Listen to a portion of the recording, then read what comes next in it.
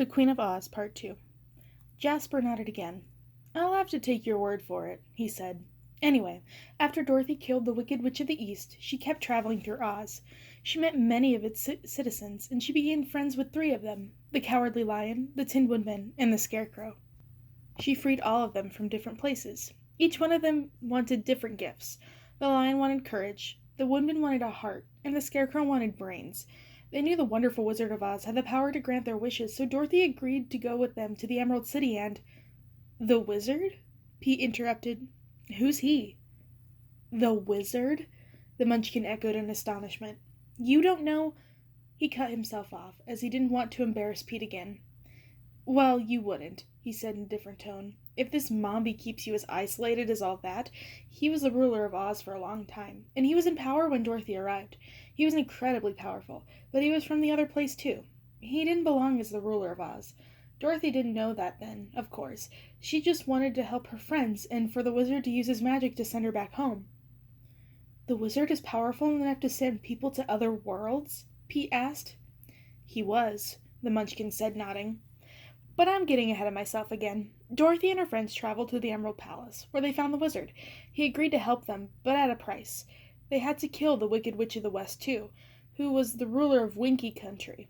She was as cruel and evil as her sister, but Dorothy wasn't afraid, and although the Wicked Witch of the West nearly enslaved her companions and killed Dorothy, at the final battle, Dorothy prevailed.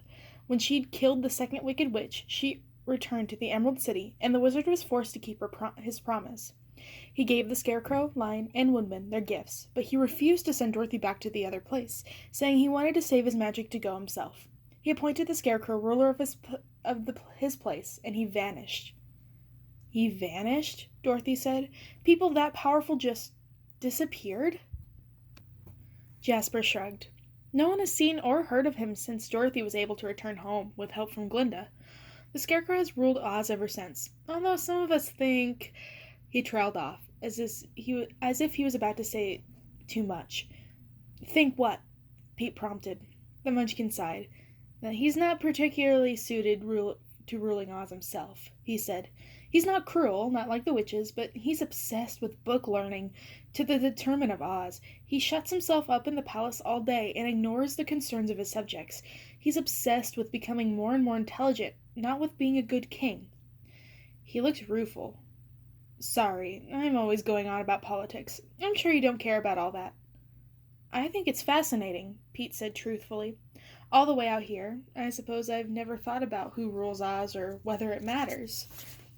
"I can't imagine it does matter much to you," the Munchkin said. "This place is so remote and isolated, there's no reason for you to think about that. But everything in the rest of Oz feels as though it's on the brink of something huge. With the witches dead and the Scarecrow oblivious, the future of Oz is in the air." "Couldn't the wizard help, if he's too powerful?" I said, no one knows where he is." "What if he's still in the Emerald City?"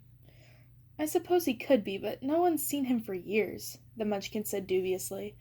But Pete's mind was racing ahead, and he wasn't paying attention to the Munchkin or his words.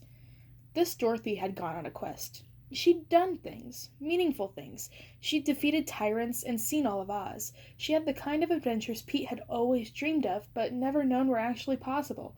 And at the end of it, she'd found a magician powerful enough to accomplish anything he wanted. Certainly powerful enough to set Pete free from Mombi's clutches forever. Pete didn't need courage or brains or heart. He had all those in spades. All he wanted was freedom. And the wizard, whoever he was, had the power to grant it, if he could only find him. "How far is the Emerald City from here?" he asked, interrupting whatever Jasper was saying. Jasper raised an eyebrow. "Far enough," he said. "Unless you find the road of yellow brick. And not everyone does. It's a journey of several weeks at least." "Can you tell me how to get there?" "I'm going that way myself. It's time for me to head back home, and the Emerald City is just past Munchkin Country." Pete stared at the stranger, his heart racing. Was Jasper inviting him to travel with him? His face was open and welcoming. That was exactly what he meant, Pete realized. But Mombi would never let him go. There was no use. He had to find a different way to get into the city. He sighed in resignation, slumping back against the wall. "I can make you a map," the Munchkin said gently, reading the struggle in Pete's face with an expert eye. The city will always be there. You don't have to travel with me to get there. And if you ever pass through Munchkin country, I'll owe you dinner and a place to sleep." "Thank you," Pete said. I. I hope I can do that." He stared at the fire, unwilling to bring himself to look at Jasper's face. In the morning the Munchkin would leave, and Pete would never see him again. Who was Pete kidding? He'd never get out of these mountains. He'd never get away from Mombi. He'd never know this feeling again, the feeling that he was on the verge of making a true friend. Jasper was already yawning, and soon with a mumbled good night he wrapped himself up in Pete's blankets and drifted off to sleep before the fire. Pete was exhausted too, after his difficult journey through the mountains, but he was much too wound up to sleep. Jasper was the first person he'd ever met close to his own age, and certainly the first person he'd ever met who made him feel this way, feverish and content all at the same time. He stared at the fire as the flames flickered and ebbed, leaving behind a nest of glowing coals. Finally, after hours of tossing and turning, he too fell asleep. His sleep was filled with restlessness and colorful dreams. In the morning, Pete woke to the clanking of pots. Jasper had found water, a spring toward the back of the cave that Pete had never seen run dry, and boiled it up for tea. He had also made biscuits out of dense yellow cornmeal slathered in thick creamy butter. He held a plate out to Pete, who took a biscuit and sank his teeth into the fluffy, buttery goodness. "This is delicious," Pete said excitingly, through a mouthful of food, and Jasper laughed at him good-naturedly. Pete blushed embarrassed until he realized that Jasper was enjoying his enthusiasm, not mocking him. "There is so much about this world that I don't know," Pete blurted between bites. "I guess a lot about myself, too. I haven't met a lot of people my age," he added quickly. "The world's not all happy, you know. These are strange times in Oz." Pete waited for Jasper to explain. "I should tell you to stay here in your safe little bubble with your Mombi, where you could never get hurt. But Oz, the rest of Oz, it's worth it. Even when your heart is broken, there can be magic just around the corner, or in a cave at the top of the next mountain.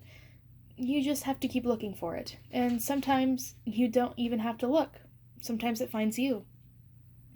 Pete opened his mouth to speak, but the words didn't come. He felt the tiniest bit dizzy. He knew from Mombi that the right words strung together could effect a change, but he was unfamiliar with the kind of spell Jasper was casting. "Are you sure you don't want to come with me?" Jasper asked, stowing his things away in a heavy pack. "The company would be awfully nice. It's a long journey." Pete's heart leapt up in his throat, but he knew what his answer would have to be. Mombi could find him easily, and she'd never let him go gallivanting off with a boy he'd just met to go someplace as dangerous as the Emerald City. Or at least he assumed the Emerald City was dangerous. Mombi had always made it sound that way. They hiked out into the cave's entrance. The blizzard had blown itself out in the night, and a fresh coat of snow sparkled white and pristine on the surface of the mountain. Pete couldn't see another person for miles in any direction. He and Jasper might have been the only two people left in the entire world. "Stay with me," he wanted to say, but he couldn't get the words out. And what if Jasper laughed at him? What had come over him anyway? Why was he so taken with the Munchkin? When they reached the entrance, Jasper dug in his pack for parchments and a pencil. He handed one piece of parchment and the pencil to Pete, who drew directions for how to find the pass through the mountain. Then Jasper squatted down on the ground, sketching on the rough map he folded into quarters and handed to Pete. Pete tucked it away carefully in a pocket over his heart. "For finding your way to Munchkin country," Jasper said. "And me," he added, looking Pete in the eyes.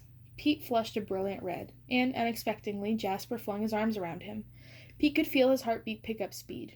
He had never been hugged before. Mombi gave out lessons and lists of chores, but never hugs. Pete now knew what he was missing, and it was wonderful. He didn't want to let Jasper go. "Take care," Jasper said, his voice hoarse in Pete's ear. "Come find me sometime." And then he was gone, bounding away down the mountain, one hand raised behind him as if in benediction. Feeling more alone than he ever had in his life, Pete began the long track back to Mombi's cottage. "Where have you been?" the old witch snapped, when he pushed aside the heavy door. He knew better than to tell her about this meeting with the mysterious Munchkin. For some reason, Mombi was crazy about keeping him isolated from other people. She always sent him away when anyone arrived, and he was never introduced to new people. It was almost as though Mombi was ashamed of him and wanted to keep him in hiding. She somehow managed to be wildly overprotective and completely indifferent to him at the same time, and her swings between ignoring him for days on end and paranoid insistence that he stay hidden in her crummy old cottage drove him up the wall. "I was scouting for new firewood," he said slowly. "The usual places are picked clean. You're the one who wants me to do all the work." Mombi glared at him, her wrinkly brow bunching up over her beady eyes. "So I can do my work," she said, "which is some of the most important work in Oz right now." "You say stuff like that all the time," Pete said boldly, "but I can't tell if anything you do is important at all." Pete had always kept his mouth shut before Mombi lectured him, but he couldn't help mouthing back this time. His encounter with the Munchkin had made him feel different inside somehow, as if realizing that there was another world outside the one he lived in had just set him free, just a tiny bit. It wasn't just the world outside, he realized. It was Jasper. Jasper had made him braver. Jasper made him want to leave Mombi behind forever. He braced himself, waiting for the tirade he knew was probably coming. But inside, to his surprise, Mombi heaved a long sigh, and put down the spoon she was using to stir a disgusting-looking mixture in the cauldron that always hung over the fire. "Come here," she said with an uncharismatic gentleness. "I won't bite, I promise." He eyed her warily, but obeyed, and he was astonished when Mombi pulled him to her in an awkward hug. "I know this isn't an easy life for a boy," she said, as if she'd been about to call him something else, but that didn't make any sense at all. "I'm sorry,"